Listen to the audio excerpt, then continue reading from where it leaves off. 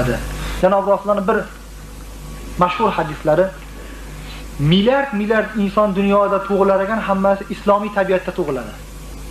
Yine tug'ilib turgan farzand hammasi musulmon tug'iladi. Kofirning bolasi ham.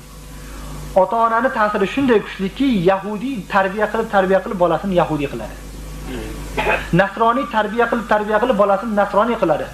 Oxiri bo'lib bolasi yashanib kuni onasi bilan otasi bilan cherkovga boradigan bo'lyapti. Majusiy oxiri tarbiya qilib bolasini masalan o'tga sig'inadigan qilyapti. Hinddan o'sha ota-onaning tarbiyasida katta bo'lib turib, molga sig'inadigan bo'lib qolyapti. Agar musulmonniki quchog'ida katta bo'lsa, o'sha ham musulmon bola bo'lib qolaverardi. Endi kitobda aytayaptiki, Xudo taborak va taolo musulmon qilib berib yaratgan narsani bitta yahudi iflos yahudi qilib yuboryapti.